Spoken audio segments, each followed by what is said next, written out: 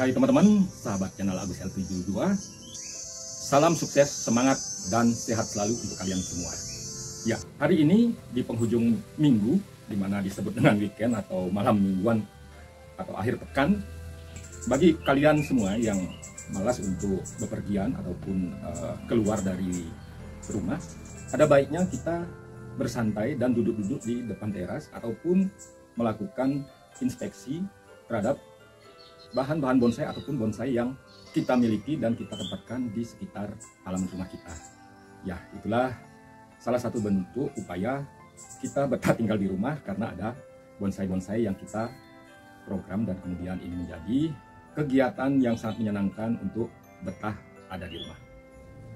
Ya, dalam situasi kondisi yang santai ini saya akan berbagi ataupun sharing ya yang ringan-ringan saja, tetapi mungkin saja ini bermanfaat bagi kita semua dan terutama saya sendiri, di mana seperti kita ketahui sekarang musim penghujan yang menyebabkan bahan bonsai ataupun bonsai dari satu ID ini, ya khususnya sancang yang saya tempatkan tepat di depan saya ini, itu biasanya mengalami drop dan diserang hama ataupun jamur.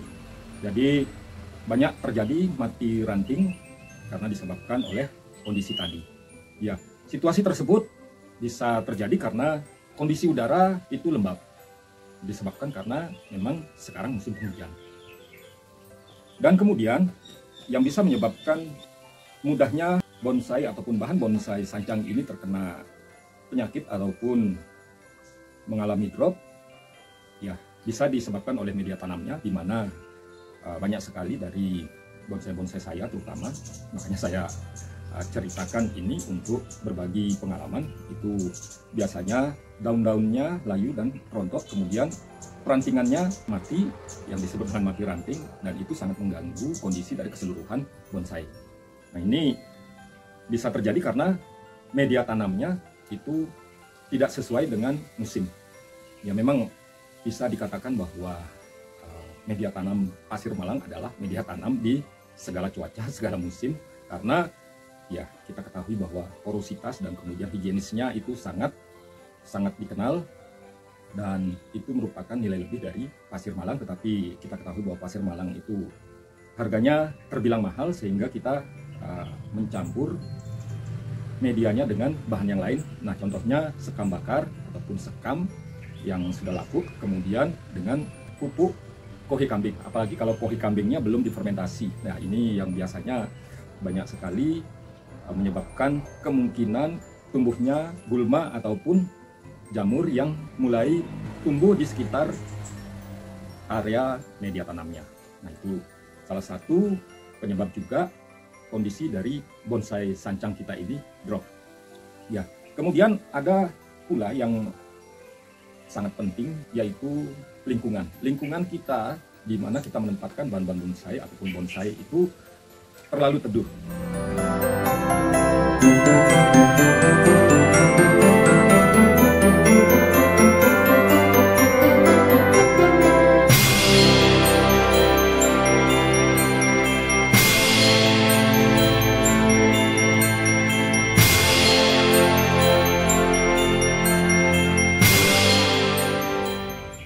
Area yang sempit dan juga terlalu banyaknya pohon-pohon yang menaungi bonsai-bonsai ataupun bahan-bahan bonsai kita ini pun bisa menyebabkan kondisi dari bonsai kita ini menjadi lembab.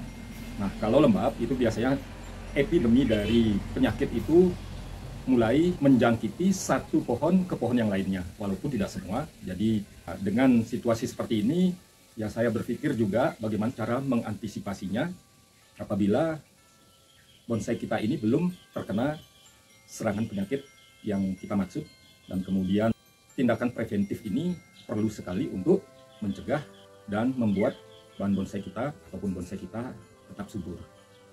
Nah, kemudian kalau kita lihat bonsai-bonsai kita yang sudah terserang oleh penyakit dan kemudian terjadi mati ranting dan kondisinya menjadi kurang sehat, ini perlu pemulihan. Saya mulai menganalisa ini dan kemudian membuat tips sendiri. Ya, ini pun bisa ditiru ataupun dicontoh bagi kalian pemula. Ya, kalau senior mungkin sudah hafal betul cara menanggulangi ataupun tindakan-tindakan preventif yang dilakukan untuk bahan bonsai sancang ini. Ya, khusus untuk pemula, tindakan yang kita harus lakukan yaitu hindari bahan bonsai ataupun bonsai sancang kita ini langsung terkena air hujan. Jadi kita bisa menempatkan di tempat yang teduh, yang tidak terkena air hujan, karena air hujan bersifat asam dan kemudian media tanam yang tadi yang saya sebutkan tersebut menjadi asam, karena media tanam yang baik di waktu musim kemarau belum tentu bagus juga untuk di musim hujan. Jadi tindakan pertama yaitu menghindari bahan bonsai kita terkena air hujan langsung. Nah, apabila sudah terkena air hujan itu ya ada triknya, kemudian ya kita tempatkan di tempat yang lebih lapang ataupun luas sehingga nanti sinar matahari dan udara itu bersirkulasi sehingga kondisi dari bonsai ataupun bahan-bahan bonsai kita menjadi dry atau kering ya. Kemudian hal yang bisa kita lakukan setelah menempatkan bahan-bahan bonsai kita ini di tempat yang tidak langsung terkena air hujan. Nah, pada saat-saat tertentu ataupun siang harinya ya, kalau malam hari kita bisa tempatkan di bawah atap ya, karena ya bisa menghindari kesibukan kita menyelamatkan bonsai kita dari air hujan waktu malam hari. Ya, kita lakukan mungkin di sore harinya setelah matahari kita benam, itu kita bisa pindahkan ke ruangan di bawah atap. Nah, kemudian kita bisa jemur bonsai. Nah, ini adalah trik yang kedua. Setelah kita taruh di bawah atap ataupun tidak kena air hujan langsung, kita jemur bonsai.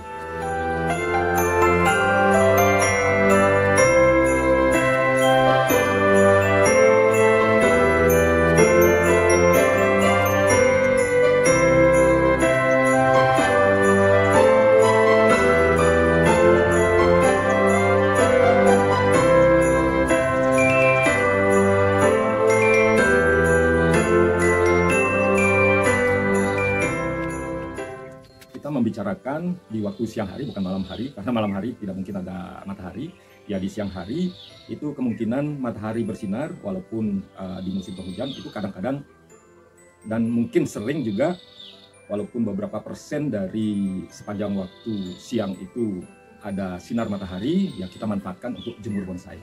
Sinar matahari membantu proses fotosintesis. Nah, kemudian sinar matahari itu kaya akan nutrisi. Jadi tanaman ataupun bonsai kita perlu terkena sinar matahari. Yang ketiga dari tindakan yang harus kita lakukan ataupun tips yang kita lakukan adalah menyemprot bonsai ini dengan air keran. Ya, kita bisa menggunakan selang dan kemudian kita semprotkan. Nah, itu yang kita sebut dengan steam.